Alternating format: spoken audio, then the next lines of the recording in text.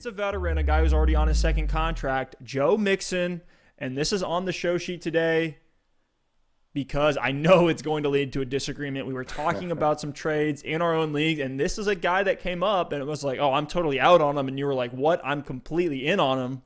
So let's talk Joe Mixon. I'll let you make your case for him first because I'll go ahead and preface it now. I'm kind of out in Dynasty. I still love him in 2021 redraft, but for Dynasty, I think he's massively overvalued. Here's the thing with Joe Mixon. Honestly, I mean, last season, very disappointing. He missed, the majority of the season. And I think through the first 6 weeks, people were hoping for more out of Joe Mixon. People were really disappointed in the efficiency. But you look at his games, and he only, 6 weeks, he really crushed you twice with single-digit performances. Every other week was fine. He was right there in those mid-teens, and he had the pop week for 42 points. So, he was disappointing last season, but while he was healthy, weeks 1 through 6, he was still PPR running back 9, still a top 10 guy. So small sample size, a little bit inconsistent, but the production was still there last season. You can't say it wasn't. And you look at his situation right now in Cincinnati, and this, you talk about Joe Burrow, you talk about T. Higgins, you talk about their coach Zach Taylor, you talk about the offensive line with nowhere to go but up.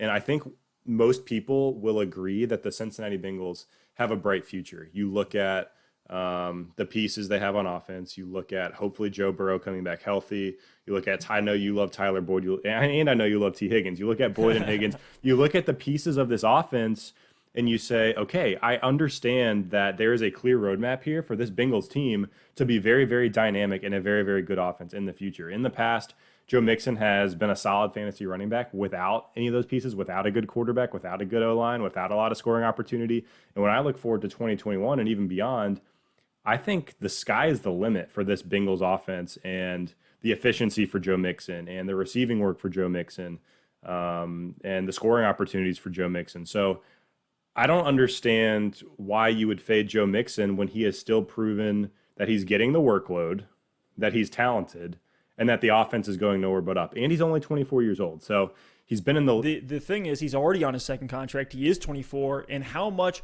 like you're saying, yes, the Bengals offense is going to improve. Totally agree with that.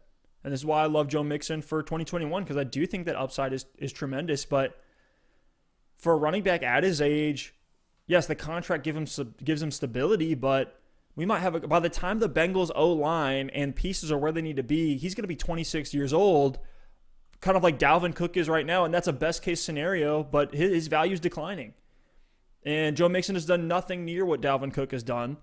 I'm selling today if I can get peak value from someone who believes in the Joe Mixon ceiling because we've now waited 4 seasons, and Mixon just hasn't delivered for where his ADP has been.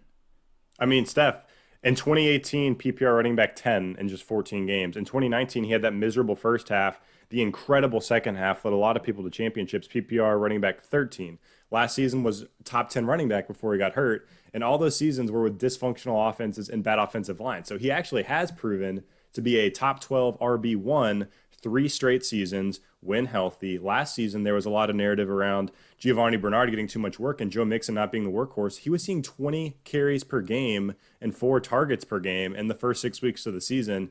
The efficiency just wasn't there. So if you do talk about the offense taking a step forward, you do talk about that leading to an increase in efficiency for Joe Mixon. I don't see what the problem is there. Yeah. There's nothing not to like. I get it. He's on a second contract, but he's still only 24 years old. We talk about Saquon Barkley as the number 2 overall guy coming off an injury and an inefficient offense.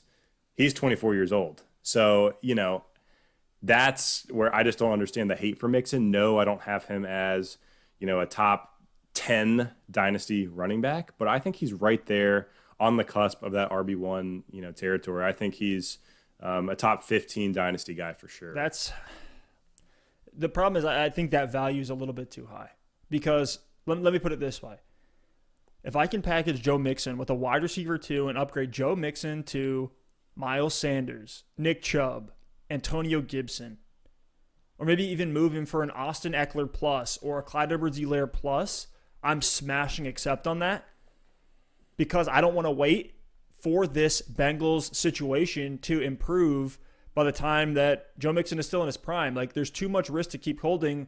We've been waiting on, again, this big breakout for 4 years. Yes, he's getting the volume, but until Gio Bernard leaves and the offensive line improved significantly, I don't see how Mixon is going to be this low end RB1 again, like people expected him to be in 2020.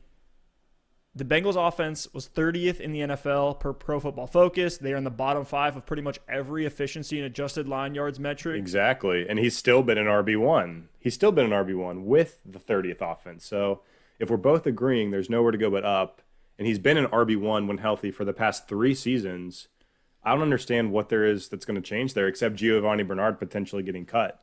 So I just don't understand the downside here. Even with the monster game against Jacksonville, Mixon only averaged 3.6 yards per attempt in 2020. It feels like Zach Taylor has not learned how to use him properly or consistently in the passing game. And when Mixon went bananas that one game against Jacksonville, Gio Bernard was hurt. He only played 17% of snaps. Like, we're relying on a lot to fall Mixon's way for him to truly reach that ceiling again. In the first 6 games where Mixon and Bernard were both healthy, Gio averaged 4 targets a game. He had a few touchdowns. And this offense is going to support Deakins and Tyler Boyd as stable fantasy producers. And I think that's notable. But I'm more worried about the O-line thing. And Joe Burrow certainly does make this offense exciting. But I'm just not trying to wait another year when I think a lot of people are valuing Joe Mixon, much like some of the names that I said, like Antonio Gibson, Miles Sanders, Nick Chubb. It's like, give me those guys who have proven it consistently over multiple years and are better situations, not having to wait for this O-line to take this massive jump for them to be efficient. I don't know. I'm just not sold. I feel like we've been waiting and waiting and waiting, and it truly hasn't hit, and I don't think it's going to. Look, I get the concerns, but we talk about this bad O-line, and I get it. Last year, Joe Mixon was incredibly inefficient. The receiving work is up and down because of Giovanni Bernard, but the volume is there. And if we're saying, I know he was inconsistent last year, but if we're saying that Joe Mixon, if we're ruling out Joe Mixon because of the offensive line, but yet over the past 3 seasons with a bad offensive line, he's still an RB1, and we're saying there's nowhere to go but up. And look, the Bengals, let's see what they do in the draft, because Joe Mixon has proven to be an RB1 for the past 3 years. And if the Bengals go out and they draft Sewell out of Oregon at tackle, you get a healthy Jonah Williams at tackle. Let's see what else they do in free agency in the draft on the interior of that offensive line. And you might be looking at a pretty quick turnaround. Sewell is a guy who can come in and make an immediate impact on the offensive line. Joe Thuney and Brandon Scherf at guard could potentially be free agents. The Bengals could be in play for those guys as well if they hit the open market. I know continuity is important on an offensive line, but before we just start saying that the Bengals offensive line can't turn around for 3 more years, let's see what happens in free agency, in the draft, because some of these units can turn around quicker than you think if you get one big piece in place. That's fair. I think the Sewell acquisition would be huge. I hope it happens. Hopefully they don't take a Jamar Chase with that early draft capital. I think that'd be an utter mistake. Hopefully Sewell falls to them and they take him. For Joe Mixon's sake, I don't want to bet on that. And here's the thing. Think about this. If Joe Mixon has another bad season, whether it's injury, whether it's just more inefficiency, with all the pieces now around him, it's like now you're holding on to a guy going into a 26 age season in 2022 that's now not broken out in 6 years.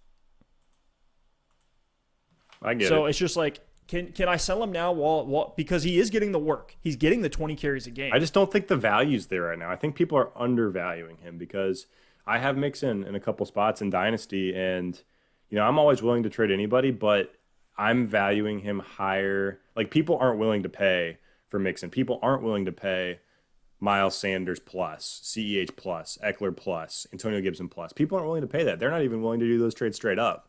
So for me, I'd probably take Mixon over a handful of those guys straight up as things are. So if people aren't even going to give me that kind of value for him, he's just tough to sell right now because he's coming off of an injury. Like, if you really don't think Mixon's ever going to provide fantasy value again, and you're saying, okay, I think he's washed, I think the upside isn't there, and you want to, like, if you think Joe Mixon has nothing left in the tank, now is the time to sell, because the more that we see this Bengals offense play out, the more that we see Joe Mixon suffer with injuries, the more we see Joe Mixon be ineffective on the field. And from a fantasy perspective, you're right. As he ages, the value is only going to go down. But to me, I guess I'm saying I'm a believer that things are going to turn around in Cincy. I'm a believer Joe Mixon's going to be back next season and be effective and be a workhorse. So I think if you're selling now, you're not selling at max value. I believe that Mixon's going to have a good year, and I think if he starts to have a good year, that value is going to go nowhere but up. But it sounds like your take is more of Mixon's done, and if you wait one more season, he could be Todd Gurley level. You're getting nothing for him, which I understand. The risk might outweigh the reward, but I'm just a big believer in Mixon and a big believer on that upside. No, I hear you. And certainly, like I said, I love him in 2021. If he hits that upside, okay, boom. Now you do have a Dalvin Cook, a guy who has, finished in that upper tier. He's getting all the work. He is on a little bit on the older side, and you can sell Dalvin Cook right now and get a massive haul. So there's two ends of the spectrum. I'm leaning one way, you're leaning the other. Let me ask you this. What'd you do if I offered Joe Mixon and Keenan Allen? What would that get me? Would that get me an Antonio Gibson? Would that get me an Ezekiel Elliott? Would that get me a Kamara, a Miles Sanders? I think it would. I would take the Mixon and Keenan Allen side all day. I can't imagine giving that. To me, I would take Mixon and Miles Sanders are close for me. I might rather have Mixon. Wow. I'd probably take Mixon. To me, I'd take him over CEH. I would take him over maybe Josh Jacobs. He's right there with Miles Sanders. Like, those guys are all in the same tier for me. So I would really have to get into kind of the nitty gritty of ranking those guys in order. I know I'm pretty fired up about Mixon right now, so I don't want to necessarily say I'd take him over those guys, but it's close. I'm saying It's close. And if we're looking at tiers, you got those tiers at the top. You kind of have that next gen tier that's got like DeAndre Swift, Cam Akers, and J.K. Dobbins. But then you get into that tier of like Miles Sanders, Aaron Jones, Josh Jacobs, Austin Eckler, Joe Mixon's right in there for me. And, if I'm evaluating those guys, it's almost a wash. So it would be really tough for me to add a ton of value to Joe Mixon and turn it into a guy that I value the same. So I guess that's where I'm coming from. And if you could do that and get, a Cam Akers, then sure. Oh. If you could get a J.K. Dobbins, then sure. I understand the argument there with the age and the upside.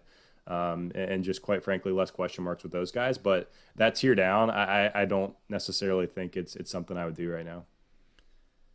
Well, go put some feelers out in your leagues. Who knows, man? Maybe there's people that this is just another polarizing player that some people are trying to sell, others are trying to buy, and the market's really up and down on him. I'm seeing him, I'm checking some rankings right now on a few other sites. Mixon's usually in that high-end RB2 range. I think for me, I'd have him more in the 16, 17, 18. I think you'd have him more 11, 12, 13. Does that sound about right? Yep. So, and it's crazy how much of a debate we can have when the difference is like 5 spots in rankings. And that's the fun of Dynasty right there.